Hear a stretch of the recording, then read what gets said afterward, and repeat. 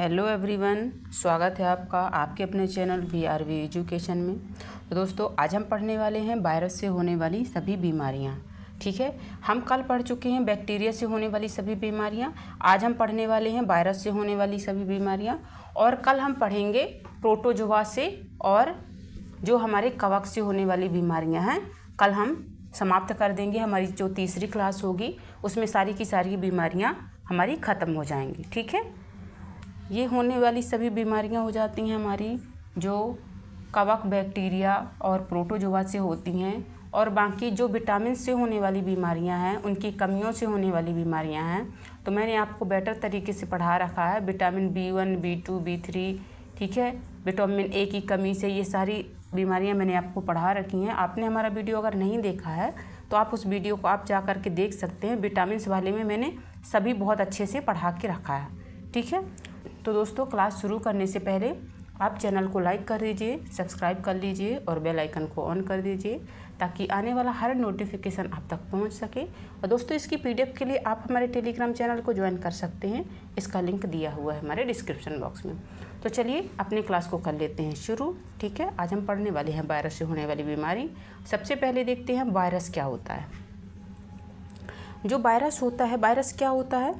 और दोस्तों, मैं इसको जितने भी हमारे ये वाले रोग हैं मैं सभी को आपको ट्रिक के माध्यम से पढ़ाऊंगी। ठीक है, अगर आपने एक लाइन याद कर लिया है तो बस हो गया। आप होने वाली जितनी भी बीमारियां हैं, वायरस से होने वाली हों या बैक्टीरिया से होने वाली बीमारियां हों, एक एक लाइन में ही आपको याद रखना है। ठीक है, आपको लंबे समय तक याद रहेगा। सबसे पहले देख लेते हैं जो हमारा होता है वायरस। वायरस क्या होता है। जो वायरस होता है वह सूक्ष्म जीव होते हैं जो जीवित कोशिकाओं के बिना ही सक्रिय नहीं होते। जो जीवित कोशिकाओं के बिना सक्रिय नहीं होते हैं। ठीक है, जो वायरस होता है वह जीवित कोशिकाओं के बिना सक्रिय नहीं होता। यह शरीर की कोशिकाओं में प्रवेश कर उनके कार्य को बाधित करते हैं और बीमारी उत्पन्न करते हैं। ठीक है, अब देख लेते हैं हम ट्रिक देखेंगे। फिर ट्रिक के बाद हम एक एक करके सभी जितने भी रोग हैं हमारे सभी को पढ़ेंगे। ठीक है, तो हमारी ट्रिक है बहुत शॉर्ट, एकदम छोटी सी ट्रिक है। और दोस्तों, आप अपने हिसाब से भी ट्रिक लगा सकते हैं क्योंकि ये मैंने अपने हिसाब से बनाई है और आप बच्चे हैं, आप पढ़ रहे हैं, तो आप अपने हिसाब से भी कई प्रकार की ट्रिक बना सकते हैं याद रखने के लिए। ठीक है, तो मैंने जो ये रखी है ट्रिक, तो ये है हमारी डेंगू छोकरे चिकन में चाय पाई। बोल रहा है कि जो ए डेंगू छोकरे, ठीक है, छोकरे का नाम हमने डेंगू रख दिया है। ए डेंगू छोकरे चिकन में चाय पाई तुमने। जो चिकन होता है, चिकन में कभी चाय पाई तुमने? नहीं पाई। ठीक है, तो बस इतना याद रखना है आपको। ए डेंगू छोकरे चिकन में चाय पाई। सबसे पहले देख लेते हैं हम डेंगू। पहला तो हमारा डेंगू हो जाता है। अच्छा से हमारा क्या हो जाता है, छोटी माता हो जाता है। का से क्या हो जाता है, खसरा हो जाता है। रे से हो जाता है हमारा रेबीज। ठीक है, और ये हो जाता है हमारा चिकन जो होता है, तो ये इसको बोलते थे चिकनगुनिया। ये चिकन पॉक्स नहीं है, चिकनगुनिया है। ठीक है, और माँ से क्या हो जाता है हमारे, तो में से हो जाता है हमारे मेनिंजाइटिस। चा से हमारा क्या हो जाता है, तो चा से हमारा हो जाता है चेचक। ठीक है, और ए से क्या हो जाता है, तो एड्स हो जाता है। पी से हमारा हो जाता है पोलियो और ई से हो जाता है हमारा इन्फ्लुएंजा। तो आपको ध्यान रखना कितने हो गए, 1 2 3 4 5 6 7 8 9 10। ठीक है, आपको ये 10 बीमारियां याद रखनी है। और बाकी छोटी मोटी और बीमारियां हैं जो अभी आई थी। कोविड जो हुआ था तो वो भी वायरस से ही हुआ था। ठीक है, तो मैं कुछ 2-3 ऐसी भी बीमारियां आपको बता दूंगी, उनका नाम आपको ध्यान रखना है। वो इतनी इम्पोर्टेंट तो नहीं है लेकिन फिर भी आपको ध्यान रखना है उनका। ठीक है, आगे देखते हैं, इनको विस्तार से देखते हैं। सबसे पहला हमारा इन्फ्लुएंजा। ठीक है, इसको फ्लू भी बोल देते हैं। ये क्या होता है, इसका कारण क्या होता है, ये किस कारण से होता है, तो ये इन्फ्लुएंजा वायरस के कारण होता है। ठीक है, इसके लक्षण क्या होते हैं, तो तेज बुखार आता है, बदन में दर्द होता है, कमजोरी, खांसी, गले में दर्द इत्यादि। उपचार इसका क्या होता है, इसका उपचार होता है एंटीवायरल दवाएं। ठीक है, इसकी रोकथाम क्या है, तो वार्षिक जो वैक्सीन होता है और हाथ धो करके और स्वच्छता बरतनी चाहिए। ठीक है, इससे हम इन्फ्लुएंजा से बच सकते हैं। दूसरा है हमारा एड्स। एड्स क्या होता है? एड्स जो होता है HIV के कारण होता है। इसका कारण क्या होता है? HIV होता है। HIV का कभी कभी फुल फॉर्म भी पूछ लिया जाता है, तो इसका हो जाता है क्या?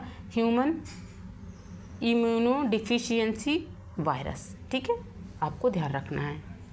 ये शुरू कैसे होता है? इसका जो लक्षण होता है, एड्स होने का लक्षण क्या होता है? तो शुरू में हल्का बुखार होता है, वजन प्रॉपर घटता रहता है। ठीक है, बार बार संक्रमण हो जाता है, प्रतिरक्षा प्रणाली कमज़ोर होना। इसका उपचार क्या है? पूरी तरह से इलाज नहीं है। दोस्तों ये वाला पॉइंट आपको बहुत ध्यान रखना है। जो एड्स होता है हमारा, एड्स का पूरी तरह से इलाज नहीं है, परंतु ART से नियंत्रित संभव है।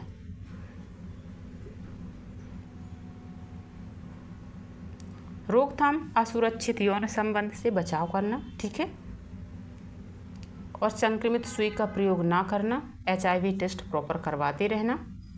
तीसरा है हमारा डेंगू। डेंगू क्या होता है? किस कारण से होता है?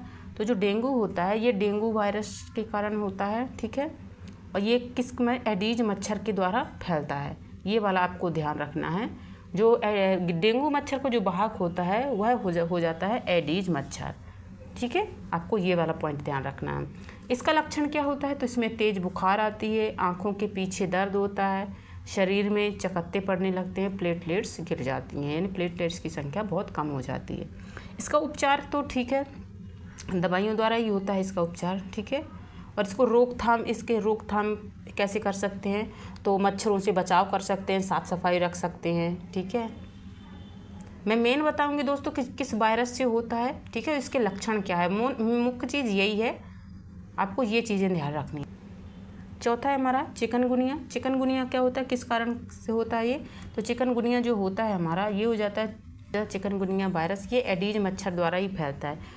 जो डेंगू होता है हमारा और हमारा चिकनगुनिया, डेंगू चिकनगुनिया ये दोनों ही एडीज मच्छर के द्वारा फैलते हैं। ठीक है, इसमें भी तेज़ बुखार, जोड़ों में दर्द, थकान, चकत्ते आदि होते हैं, इसके जो लक्षण होते हैं।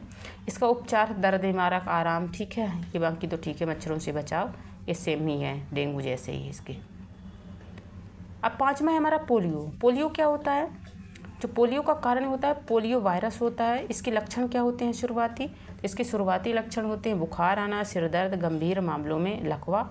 ठीक है, और जब गंभीर हो जाता है पोलियो तो उसमें हाथ में या पैर में कहीं भी किसी भी अंग में लकवा मार जाता है, यानी वहाँ की जो हमारी ब्लड वेसल्स हैं वो पूरी तरह से रुक जाती हैं। ठीक है, और उपचार क्या है? इसका कोई इलाज नहीं है।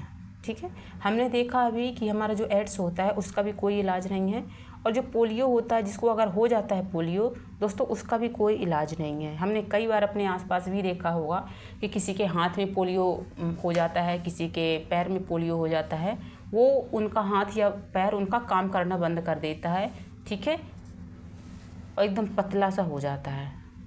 परंतु वैक्सीन से पूर्ण बचाव संभव है, क्योंकि अब जो होता है इसके पोलियो के टीके लगते हैं, बचपन में ही लग जाते हैं। तो अगर प्रॉपर बच्चा अगर पोलियो के टीके ले रहा है तो उसको भविष्य में कभी भी पोलियो होने की संभावना नहीं रहती है। इसका रोकथाम क्या है? तो इसका रोकथाम एक ही है कि सबसे पहले पोलियो के ड्रॉप ले। जब बच्चा छोटा रहता है उसको हमें पोलियो के ड्रॉप प्रॉपर देना चाहिए। छठा हमारा रेबीज। रेबीज किस कारण से होता है? तो रेबीज जो होता है ये रेबीज वायरस के कारण होता है। प्रायः कुत्ते के काटने से ही रेबीज फैलता है, और रेबीज केवल कुत्तों के काटने से नहीं फैलता दोस्तों, कई भी जानवर ऐसे होते हैं, जैसे बंदर हो जाता है और भी जैसे बिल्ली हो जाती है, इनके काटने से भी रेबीज हो जाता है। इसके लक्षण क्या है कि काटने के बाद जलन होती है, बुखार और पागलपन या जल का डर बना रहता है। ठीक है, इसका उपचार क्या होता है? तो लक्षण जो होते हैं, इसके उपचार के लक्षण शुरू होने के बाद इलाज संभव नहीं है दोस्तों, इसको भी आपको ध्यान रखना। जो रेबीज होता है जब इसके लक्षण शुरू हो जाते हैं तो इसका इलाज संभव नहीं है, काटने के तुरंत बाद वैक्सीन जरूरी होती है। ठीक है, इसके रोकथाम क्या है? कुत्ते से बचाव, रेबीज हमें वैक्सीन लगवा लेनी चाहिए तुरंत ही। जैसे अगर कोई भी जानवर हमें काटता है तो हमें रेबीज के इंजेक्शन्स या वैक्सीन लगवा लेनी चाहिए। ठीक है, ताकि जो उनका जहर है वो हमारे शरीर में ना फैल सके। खसरा। इसको मीसल्स भी बोल देते हैं। आपको दोनों नाम याद रखने हैं, मीसल्स भी और खसरा भी। इसका कारण क्या होता है? तो इसका कारण होता है मीसल्स वायरस। इसका जो लक्षण होता है, इसका लक्षण हो जाता है बुखार, त्वचा पर दाने, नाक बहना, खांसी, इसके प्रमुख लक्षण हो जाते हैं। इसका उपचार कोई भी उपचार नहीं है, इसकी विशेष कोई भी दवा नहीं है, ठीक है। विटामिन ए के सप्लीमेंट लेने से आराम मिल सकता है, ठीक है। रोकथाम क्या है? रोकथाम के लिए हमें MMR वैक्सीन लगवाना आवश्यक होता है। ये दोस्तों आपको वैक्सीन जितने भी मैं बता रही हूँ ना, ये वैक्सीन आपको खासकर बहुत याद रखना है, क्योंकि हज़ारों बार इसके क्वेश्चन बन चुके हैं कि हम MMR वैक्सीन किस रोग के बचाव के लिए हम लगवाते हैं, ठीक है। ऐसे करके कई हमारे क्वेश्चन बनते हैं, तो आपको ये चीज़ें ध्यान रखना है। 8वां हमारा चेचक, ठीक है, जिसको चिकन पॉक्स भी बोल देते हैं। वेरिसेला, ये किसके कारण होता है? वेरिसेला जोस्टर वायरस के कारण होता है। ये आपको ध्यान रखना है, वायरस का नाम याद रखना है आपको, ठीक है। जो चेचक होता है, या इसको हम चिकन पॉक्स बोल देते हैं, ये किसके कारण होता है? वेरिसेला जोस्टर वायरस के कारण होता है। इसमें शुरुआती जो लक्षण होते हैं क्या होते हैं? तो बुखार, पूरे शरीर पर लाल दाने जो बाद में फफोले बन जाते हैं, खुजली, थकान और सिर दर्द होता है। इसके उपचार आराम करें और तरल पदार्थ अधिक लें, ठीक है। खुजली के लिए कैलामाइन लोशन, तेज बुखार के लिए पैरासीटामोल, डॉक्टर द्वारा दी गई एंटीवायरल दवाएं लें, ठीक है। अगला देखते हैं हमारा छोटी माथा है, जिसको हम बोलते हैं स्मॉल पॉक्स, ठीक है। ये किस कारण होता है? तो ये हो जाता है हमारा वेरियोला वायरस। अभी हमने देखा था जिस चिकन पॉक्स होता है वो किसके कारण होता है? तो वो वेरिसेला वायरस के कारण होता है। और जो हमने अभी देखा स्मॉल पॉक्स होता है, ये कैसे होता है? तो ये वेरियोला वायरस के कारण होता है, ठीक है। इसके लक्षण क्या होते हैं? तेज बुखार, शरीर पर बड़े व गहरे फोड़े हो जाते हैं, ठीक है।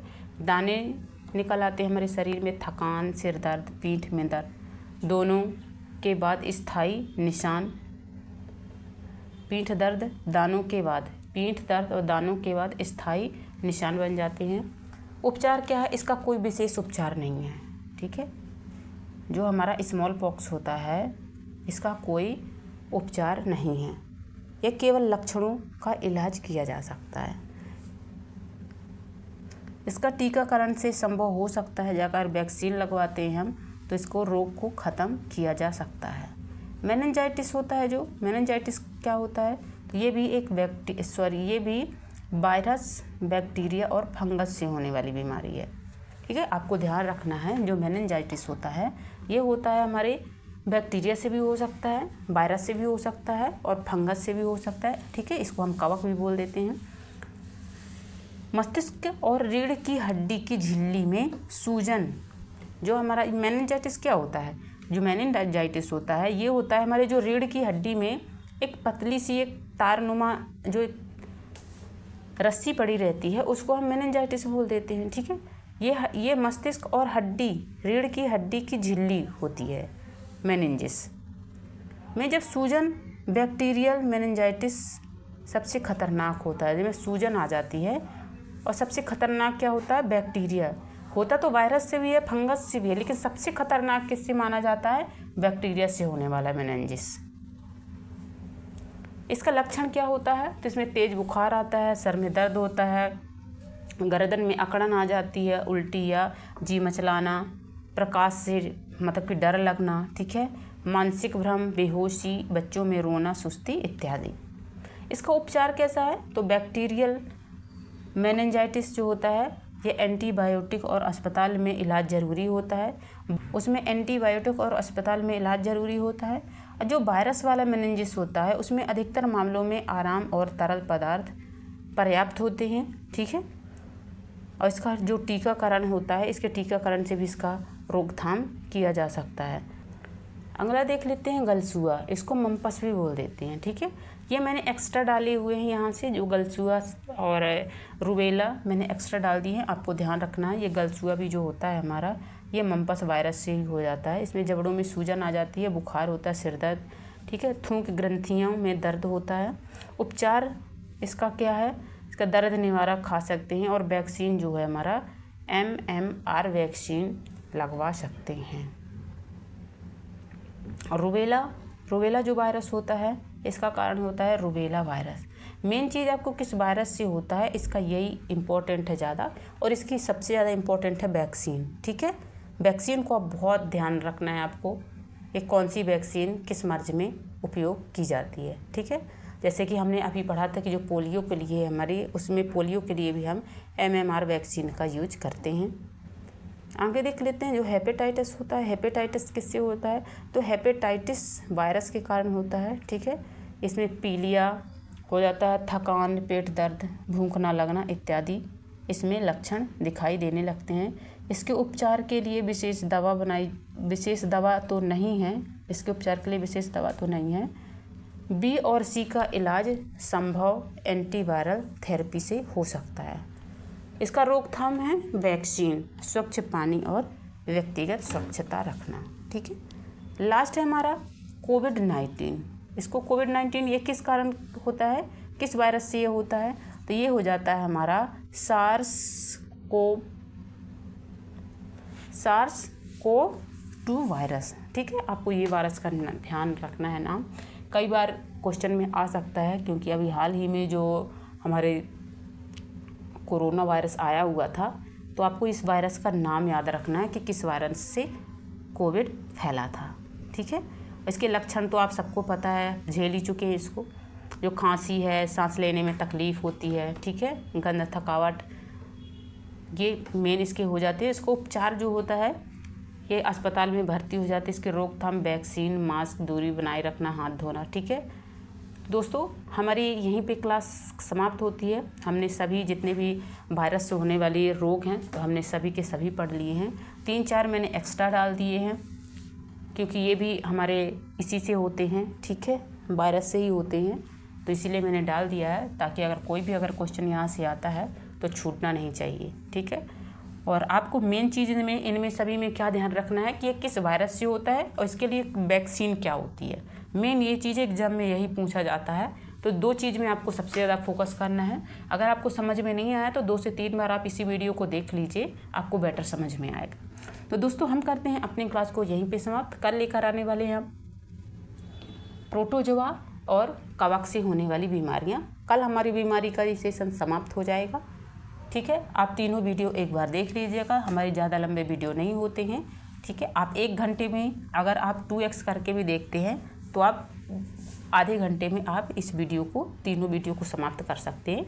और इसके बाद आप वीडियो देखने के बाद इसकी प्रैक्टिस आप कर सकते हैं। इसकी प्रैक्टिस मैंने 50 क्वेश्चन डाल दिए हैं 2 वीडियो में, 25 करके मैंने 2 वीडियो बना रखे हैं इसके PYQ के, तो आप वहाँ से जाकर के प्रैक्टिस कर सकते हैं। दोस्तों, हम करते हैं अपनी क्लास को यहीं पे समाप्त। आप सभी लोगों का यहाँ तक बने रहने के लिए बहुत बहुत धन्यवाद एंड बाय।